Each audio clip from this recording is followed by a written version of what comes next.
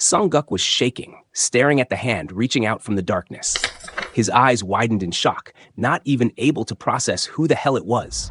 But just as he was about to lose it, he realized it was Taeyoung, flashing him a smirk and telling him to keep quiet. Taeyoung looked more freaked out than Sung-guk. The look on Sung-guk's face? Pure confusion and a bit of irritation. Like, why the hell is he acting like this? Taeyoung then bowed toward Sung-guk, asking if he could help him out. Before they could get into it, the assistant director interrupted, asking what was going on. Blushing, Taeyoung sheepishly admitted that he needed Sung-guk's help to choose the title track for their new album. He led Sung-guk over to where everyone was waiting to hear his pick, and the assistant director seized the moment, handing Sung-guk a mic. The lead director, looking totally confused, asked, "What exactly are we doing here?" On camera, Taeyoung explained that they were about to drop an album. All the songs are ready, but we can't decide on the title track. We've got too many opinions within the group. So, Taeyoung asked Sung-guk to make the call.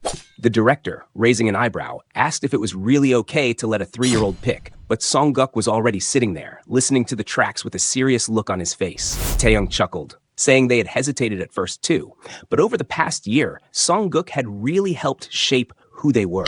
They'd learned a lot about childcare, even if it got messy sometimes, and now they wanted to leave Sung-guk's mark on the album. Everyone was staring at him, genuinely waiting for his verdict. After a moment of deep concentration, Sung-guk pulled off the headphones, his expression dead serious. Jaehyun asked, "So, what do you think?" And Sung-guk just gave a little smirk. He was totally confident.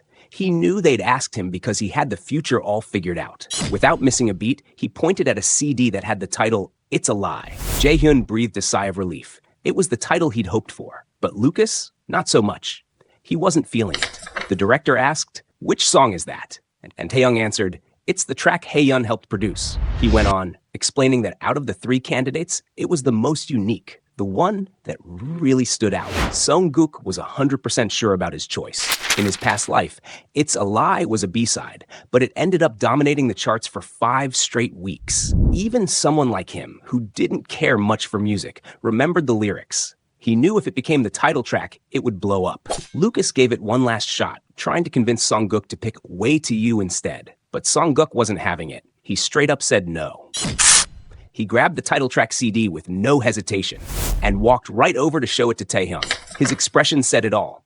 He was dead set on making this the title track. No second thoughts. Taehyung respected his decision, nodded, and agreed to go with it.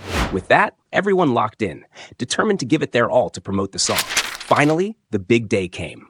The Just Baby final episode party. So-young nudged Sung-guk forward, urging him into a dark room. He stepped in, confused as hell, eyes darting around, trying to figure out what was going on. The vibe in the room felt off. He could sense that the Just group was up to something. But hey, he had to play his part as the little kid, so he walked in anyway. Boom. Crackers popped, and the group brought out a cake, shouting, "Happy birthday!" Everyone broke into the birthday song, singing with smiles and laughter. The director explained that the Just group had planned it all themselves. They really wanted to celebrate Sung-guk's birthday properly. All eyes were on Sung-guk now. He was staring at the floor, expression unrateable. Then, out of nowhere, he looked up, voice steady, eyes shining with joy as he thanked them. Sure, he expected something like this, but actually being celebrated, it hit different. And just like that, the director rolled out the big surprise, premium Korean beef for everyone. Everyone gasped, but Sung-guk, his eyes practically sparkled. He was starving. Lucas was literally crying tears of joy as he stuffed his face. Meanwhile, Sung-guk was treating the meal like a boss fight, devouring it with determination. They all raised their glasses, wine and beer for the adults, milk for Sung-guk, with a cheer. The party turned wild. Laughter, clinking glasses, full hearts. It was unforgettable. So-young stood there, touched by the whole moment. Then someone approached her from behind, catching her off guard. She turned, confused. The man held a gift and said he was sent by Vice Chairman Jae-young. Inside the box, wild ginseng. So-young was shocked in a good way. He also handed her a note asking her to take another look at the contract. Beaming, she nodded and said they'd come by as soon as possible. Cut to the outside of a towering building. Serious vibes. Sung-guk, alongside his mom and manager, was walking forward. His focus was intense, eyes locked in, mind sharp. Because he knew one thing for sure, his dad never lost at anything. And now he was pumped, ready to find out exactly what his father was planning. As they stepped inside the building, a well-dressed lady greeted them with a polite smile. She informed them that the vice chairman was already waiting for their arrival. Just then, the doors swung open, letting in a soft beam of light from inside the room. And right there, standing in that light, was the vice chairman himself. Everyone felt a slight wave of nerves ripple through them. Meeting someone like him wasn't exactly casual, but with a warm and welcoming smile, he greeted them kindly. They took their seats across from him as tea and snacks were served on the table. Sung-guk froze for a second. These were the exact cookies he loved in his past life, a small, unexpected hit of nostalgia. While the manager dove into the conversation, So-young and Sung-guk were low-key, just vibing with the tea and cookies, with calm curiosity. Jae-young asked if they had made any decisions regarding the contract offer. The manager, carefully choosing words, mentioned that the 3-year contract and 150 million won offer seemed a bit much. At the sound of 150 million won, Sung-guk literally popped the cookie out of his mouth mid-bite. He glanced sharply at his ex-father, who sat there with that same gentle smile on his face. Sung-guk smiled back, but deep down, he knew that smile. That wasn't just kindness. There was definitely something more going on. He stared at his father, wondering, this is VIP treatment, the kind only A-list celebs get. What the hell is he planning? The manager, clearly unsure, finally asked, why such a huge offer? The vice chairman replied smoothly, saying it was simply an investment. But Sung-guk wasn't buying it just yet. Then the secretary approached So-young, handing her a packet detailing a scholarship program designed especially for Sung-guk. He explained that the Samjeon Group sought out exceptional talents and offered full support to help them grow. So-young was taken aback. Her child being recognized as a talented kid by the massive Samjeon Group, that was beyond her imagination. To her even bigger surprise, the vice chairman said straight up, in his eyes, Sung-guk wasn't just talented, he was special. He continued calmly, saying with the right support, Sung-guk could grow into an exceptional man. So-young glanced at her son. His face showed no emotion at all. She was just about to speak, maybe to soften the moment a little, but Sung-guk placed his hands on the table and said firmly, of course. His eyes were filled with sincerity and a quiet but unwavering confidence. In his mind, he remembered how his father used to scout and nurture gifted individuals in his past life too. Looking at his ex-father now, he thought to himself, yeah, his judgment hasn't changed. He's spot on. With passion burning in his eyes, he declared boldly that he'd grow to be more capable than any other talented person out there. So-young nearly melted into her seat, half mortified by her son's boldness. But the vice chairman, he loved it. He even commented that not even his own child had that kind of fire. And that spirit was exactly why he wanted to support Sung-guk even more.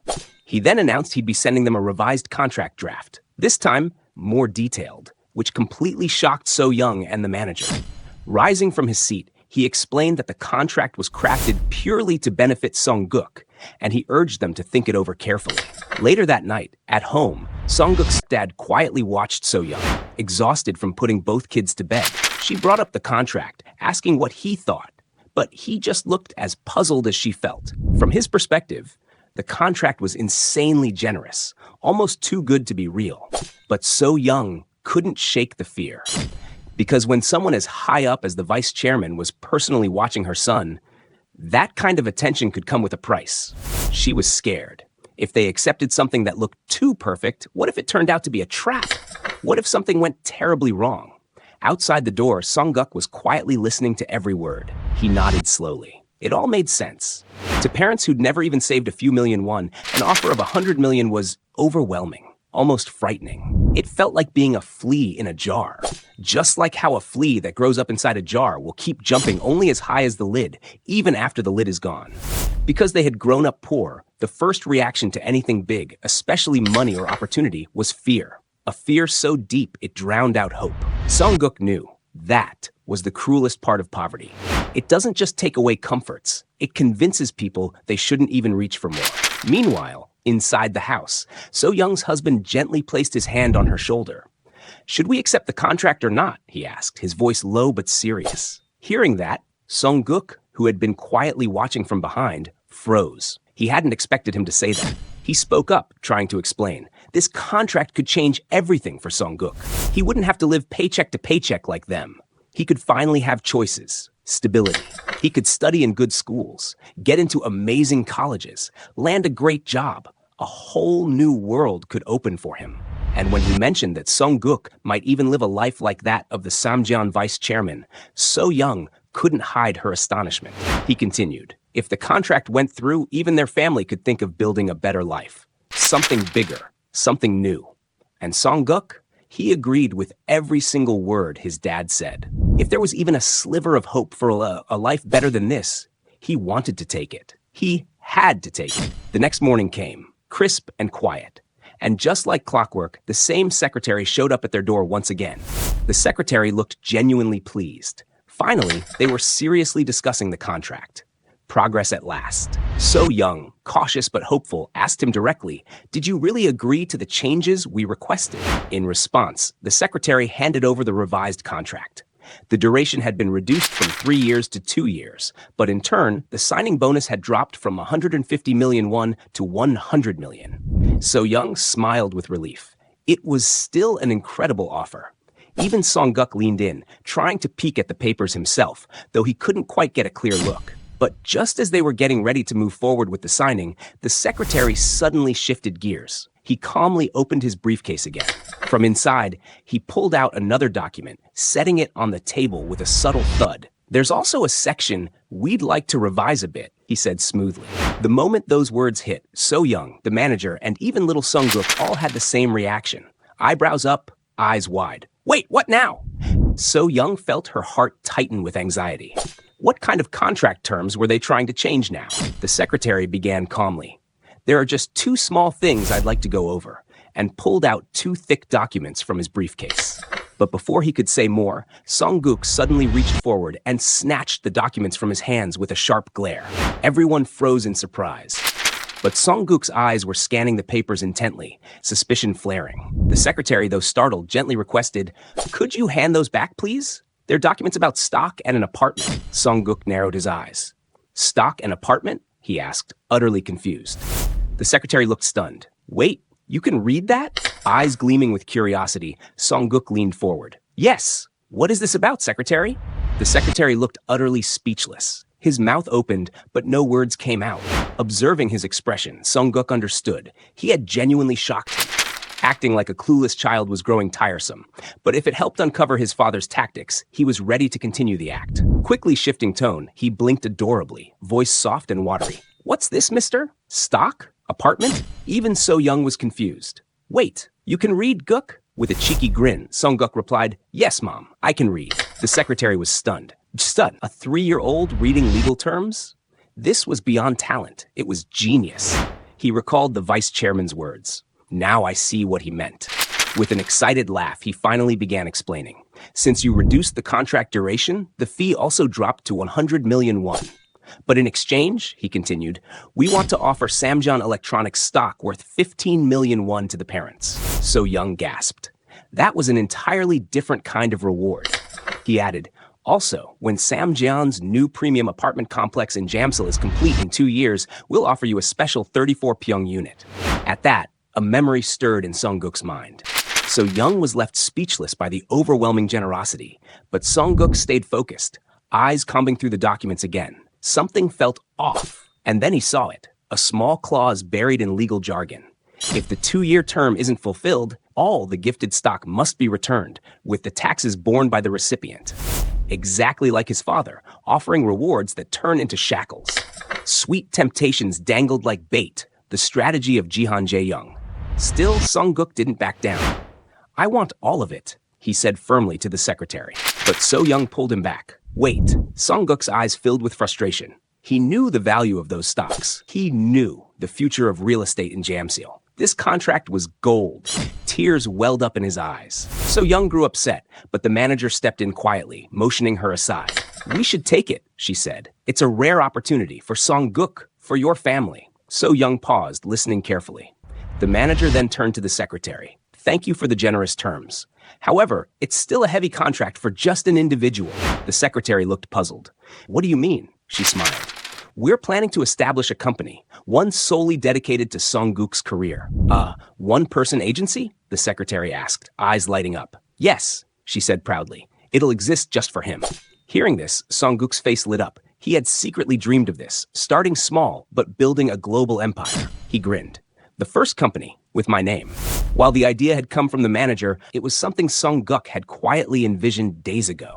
The secretary, visibly impressed, promised to help them set it up. And with that, Sung Guk pressed his tiny thumb to the contract, sealing the deal. A wave of joy washed over everyone. It was done. A new future had just begun. The sun had set and night embraced the sky. Sung Guk's father sat quietly, skimming through the contract, documents on stocks, and the apartment offer. Stocks, apartment, and our son, reading? He sat there in awe. So many incredible things happened today, he murmured to himself. Everything else, money, property, he could somehow digest. But Sung Guk's reading ability at such a young age, that left him stunned. Is he really that genius? Overwhelmed, he pulled Sung Guk into a tight hug, pride bursting from his chest. But as always, Sung Guk awkwardly frowned. He never liked being hugged. At that moment, So Young entered, placing a freshly cooked meal on the table. Everyone's eyes widened in surprise, including little Min Guk. I thought, since we're getting so much money now, we can enjoy a little luxury, So Young smiled. Sung Guk's eyes locked onto the glistening meat. Since birth, this was the first time he'd get to really eat meat. So Young looked at him warmly. Do you like it? Obviously, Sung Guk replied with a grin. Spoons in hand, he was ready to attack the feast, pure excitement lighting up his face. Laughter and warmth filled the room as the family shared the meal.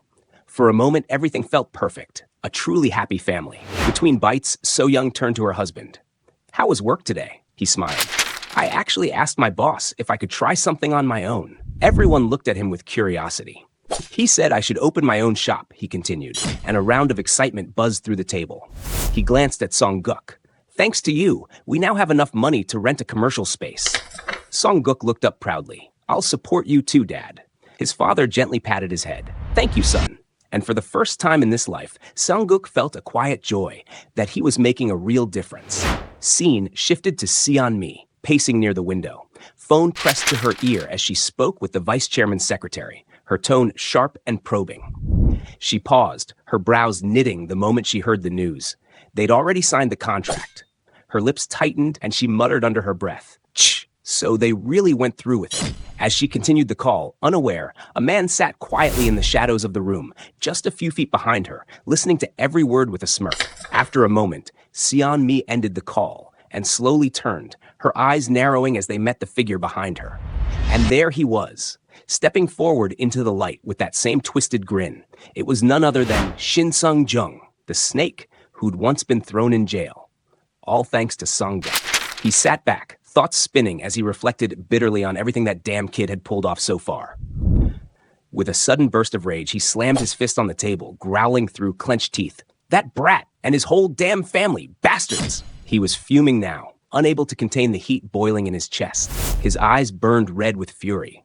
This wasn't something he could just let slide anymore. As he began ranting and plotting some twisted payback, Seon Mi quickly shut him down, clearly not on board with his reckless plan. She reminded him coldly, That kid's not the same anymore, Shin Sung. Then she snapped, You seriously want to lay hands on the vice chairman's prized investment? You out of your mind? Her words hit hard, and frustration spread across his face. She turned her back to him, her voice sharp. Judging by that contract, the vice chairman's got big dreams tied to that boy. And believe me, he won't let you walk away if you mess with Sung Guk, she added without looking back. Shin Sung clenched his fists, jaw tightening. He felt cornered, powerless. He shouted at her, full of spite. What the hell are you even saying? Get the hell out! As she reached for the contract renewal papers, he assumed she was on his side, but her silence said otherwise. She held the documents in her hand, paused, then stared at them with a smirk. Without a second thought, she ripped them in half and declared proudly, I'm not that same Seon Mi who signed that contract 7 years ago. The scene shifts to Sung Guk's house. He was lying back, relaxing, with cucumber slices neatly placed on his face. It felt strangely good. Ever since signing that exclusive contract with Samjoon, things around him had changed a lot. First off, Manager Kim had been swamped with non-stop paperwork. His dad, after a serious family meeting, decided to open a Bossam restaurant near the Jamsil apartment in 2 years. He was throwing himself into learning cooking skills like his life depended on it. And his mom? She was always busy trying to calm down a crying Minguk. Amidst all that chaos, she still found time to care for her skin, especially in this dry weather. In his past life, Sunguk used to drop tens of thousands of won for one esthetician session. But now, these weird little cucumber slices felt even better. Maybe because Mom was the one who placed them. There was nothing he disliked anymore. Mom would say proudly, "Our son's such a good boy." She told him, "Stay with Minguk. I'm just going to hang the laundry and be right back." Everything felt so peaceful. Then suddenly, Sunguk remembered it was time for the chart announcement. He quickly looked over at the TV screen, just as the week's top 10 music chart came up. Taking first place again was Lies by Just, 10 weeks in a row at number 1. They were killing it, and all thanks to the track that Seongguk had picked. They were seriously thriving now. Sunguk thought to himself, they better remember to repay me someday. Just then, knock knock. Someone from Samjeon was at the door. Sunguk's eyes shot open. He dashed toward the door. When it swung open, there stood some guy with his face half covered, clearly trying not to be recognized. Both Sunguk and Soyoung stared, confused, trying to figure out who it could be. Sunguk squinted, trying to see past the man's sunglasses. But suddenly, the guy rushed forward and tried to hug him out of nowhere. Soyoung quickly stepped in, blocking him instinctively. The stranger apologized and slowly removed his cap and sunglasses. And underneath was none other than the actress, Mi Seonmi. Both Soyoung and Sunguk were stunned, eyes wide, frozen in disbelief. Sunmi quietly observed the cozy interior of Sunguk's house while Soyoung served her a warm cup of tea. She gently accepted the tea, her hands slightly trembling. Just as she was about to take a sip, Soyoung looked at her and asked, "What brings you here, really?" At that, Sunmi lowered her gaze and softly apologized. Soyoung was puzzled by the sudden apology. "Why are you apologizing all of a sudden?" Sunmi explained. "Because your family has been through so much, and it's because of me." She said, "If I hadn't recommended Shinsung Entertainment back then, I genuinely saw potential in Sunguk and wanted to work with him. I never imagined Shinsung would stoop that low." Sunguk remembered how, even in his previous life, Im Seonmi and Shin Sung-jung had always been strictly business, never anything deeper. Sure, she was cunning, but beyond her scandal with his father, she didn't really hurt anyone with intent. So he looked her in the eyes and nodded. He accepted her apology. That left Sunmi completely stunned. "Are you seriously accepting it?" she asked, voice trembling. Meanwhile, Soyoung felt deeply moved by how Sunmi had come all this way to speak sincerely. Soyoung thanked her. And hearing those words, something in Sunmi cracked a little. Her eyes shimmered with tears. Overcome with emotion, she hugged Soyoung tightly and whispered, "You feel like family to me now." But just then, cutting through the emotional moment, Sunguk raised a sharp question. "Why did you say you came from the Samjeon group?" His mother glanced at him, slightly flustered, but Sunmi smiled, clearly impressed by his boldness. She replied, "I came to deliver this." In her hand was a document, an official file related to the Samjeon contract. Soyoung reached out, "Oh, give it to me." But Sunmi held on to it for a moment. Blushing a little, she said, "Before I hand this over," with a shy smile, she brought up the Sewon-guk one-person agency and asked, "Is there any chance I could join too?" Sung-guk's eyes widened. He stared at her, completely thrown off. "Wait, you want to join?" So-young was stunned. She couldn't believe how fast the news had already spread. Sunmi gave a sheepish smile and admitted, "I begged Secretary Yang to tell me about it." She revealed, "My exclusive contract with Shinsung Entertainment just ended. I was honestly exhausted working with them," she added, her voice carrying genuine wariness. "Now I want to be with an agency that treats its actors like family." The word family hit Soyoung right in the heart, making her feel unexpectedly emotional. Sunmi gently held Soyoung's shoulder, her expression soft, almost pleading. "I'm famous. I make good money. I can help you build the agency from the ground up." In that moment, to Soyoung, she felt like an angel descending into their lives. But deep in her mind, Seonmi was only focused on getting a position of control, so she could eventually steer the agency to her advantage. She asked Soyoung to sign the contract. Soyoung, convinced by her sincerity, agreed. But before the deal could be sealed, Sunguk firmly refused. Everyone turned to look at him, surprised by the intensity in his voice. He stood tall and unshaken, confident, unwavering in his decision to reject Sunmi. His words caught Sunmi completely off guard. She was left speechless.